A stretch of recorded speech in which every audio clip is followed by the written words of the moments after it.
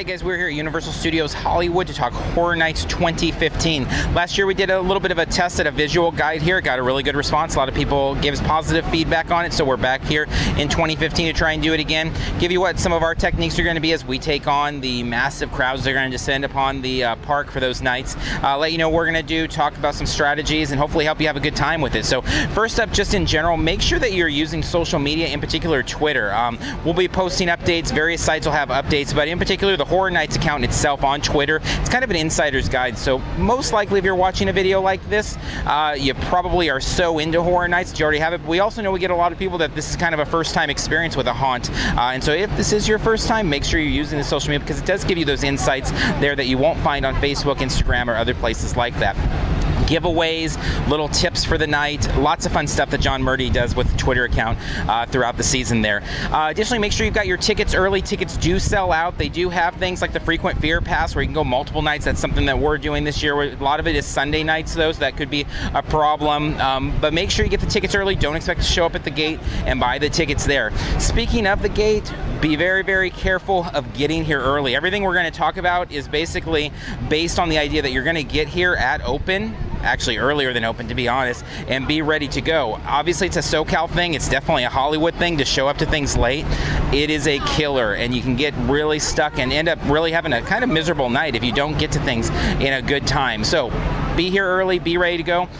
On that note, as we're here at security gets really backed up at Horror Nights and they don't allow just about anything. So make sure you don't have anything with you. Even water and food can be a challenge there. They don't want anything practically in the park. I mean, it really is like your clothes. Even bringing the backpack and our video camera can be seemingly an issue. I mean, they have the metal detectors, everything. Most haunts do have kind of a really intense kind of check-in system. Here, even more so, and here it gets even more backed up. So the lighter you can make your load, the better. So if you don't have anything that you don't need, just don't bring it with you there.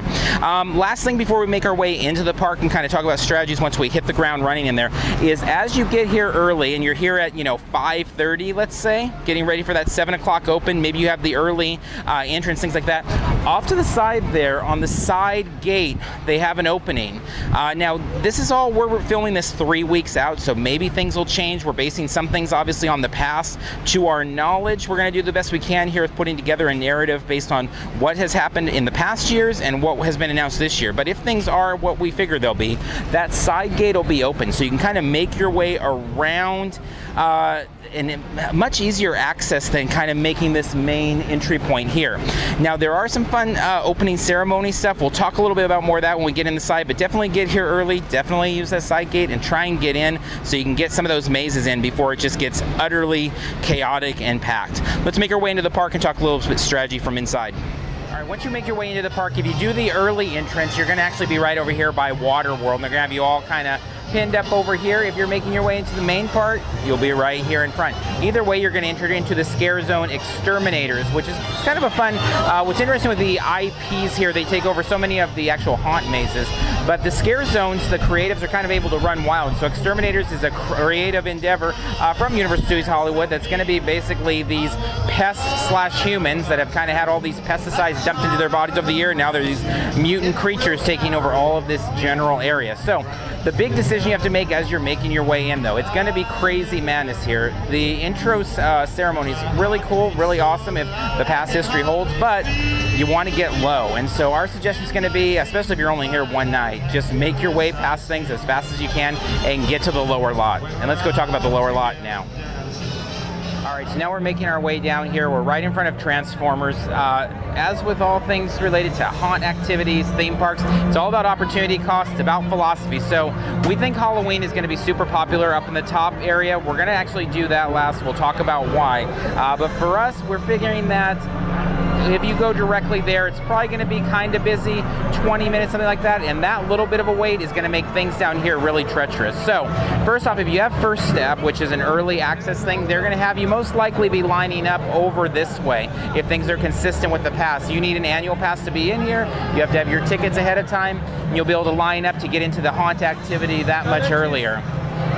If not, or if you do though, either way, our suggestion is your first direction is to go down to the metro lot. And so what you're going to be doing different than last year, there isn't going to be walking down there. You are actually going to be taking a tram down there. They're going to have kind of a stage scene with the Purge scare zone. So you have some Purge craziness going on. Get on your tram, head on down to the metro lot, do AVP and Crimson Peak. Get them done fast, get out of there, and move over here.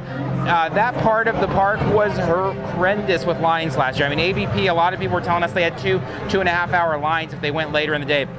We went first off, and we're kind of working counter to the park. So everybody else is starting up with Halloween and things like that. We're starting back here so that there's no wait, and hopefully beating them to the middle of the park, and then kind of ending our night up there in the Halloween area, Jabberwockies, and kind of seeing, and we'll talk about how we kind of weigh that out also with the scare zones that are up there. So let's go and talk a little bit more, though, about Insidious. This is the end, and some of the other things we have going on in the lower lot.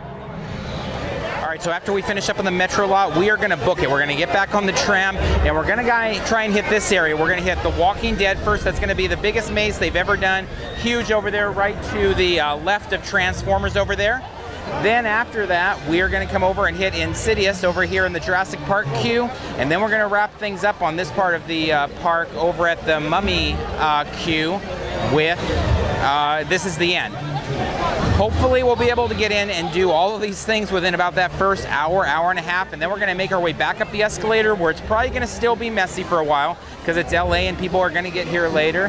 But we'll figure that out, and we'll talk a little bit about our strategy. But at this point, at least, we have hit 5 of the 7 mazes. We have hit including, because then we're going to talk about the Terror Tramp. We've had 5 of the 7 major experiences. We've hit the big scare zone of Purge, and we should be in really good shape to be kind of coasting the rest of the night and able to really relax and enjoy it. Maybe we come back and do these a second time, or maybe we just focus up there with some of the scare zones, the show, Jabberwockies, things like that. But let's head upstairs and talk about that part of the night.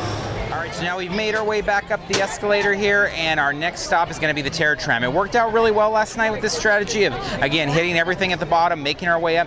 Terror Tram wasn't bad at all. I think it was maybe 20 minutes or so most of the nights when we came. Able to get in there, again, enjoy the experience, and at this point we're able to kind of shift down a little bit and kind of slow things down because we're kind of at a waiting game of waiting for people to trickle their way down to the lower lot, get caught up in a bunch of long lines down there, and be stuck down there, to be honest, while we kind of play up here. Now, that being said, Dracula Untold was kind of the main maze up here, whereas Halloween is this year, and I think that's going to change the dynamic quite a bit. So we'll talk a little bit more about that in a second. But as you're making your way up here, again, Terror Tram should be good. But if it looks bad, I mean, if you make your way up the escalator, it's an hour line, hour and a half line, run over, maybe check Jabberwockies, maybe run over, check out what's going on with Halloween, maybe take time in the scare zones. I think there's a lot more of kind of night-dependent choices that are going to come up once you hit this top lot. But our main goal would be hitting that Terror Tram now. All right, so things have worked out well. Our last target for the night, or last, I should say, big target for the night is Michael Myers' house, Halloween behind us here.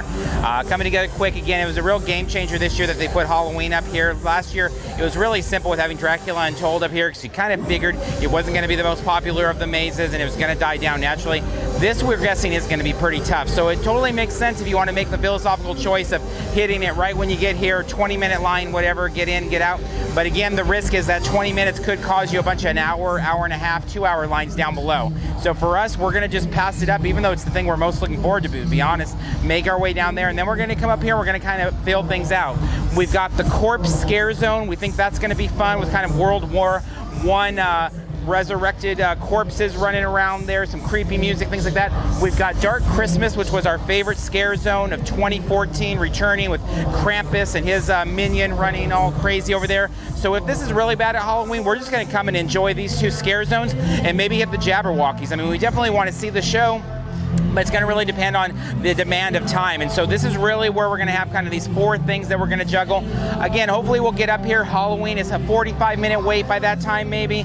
We run in, get it done, hit the scare zones, and now maybe we start doubling up, spending more time, maybe see the Jabberwockies twice, whatever, and kind of enjoy it. So again, whatever your philosophy is, it's great. You just want to have some sort of plan. I think where people really get in trouble with horror nights and end up not enjoying themselves is when they don't have a plan at all and they just run into the masses, and it gets a little bit overwhelming there. So here's our plan. We'll let you know on opening night how it works, and as we proceed through the Halloween season, we'll be here a bunch of times and we'll let you know how it's going. If we revise anything, find any great tips, clues, because haunts do change throughout the season, we'll let you know. Follow along with us on Twitter, Instagram, Facebook, Periscope, all the above. We get a really bad signal here at Universal Studios Hollywood, so I'm not sure how much Periscoping we'll be doing, but we'll have some. We'll definitely have a bunch of YouTube videos as well, so you can follow along with us there, and some talk on our podcast on iTunes and Stitcher, Parks and Cons. So we're going to wrap up here. We will see you in line at Horror Nights.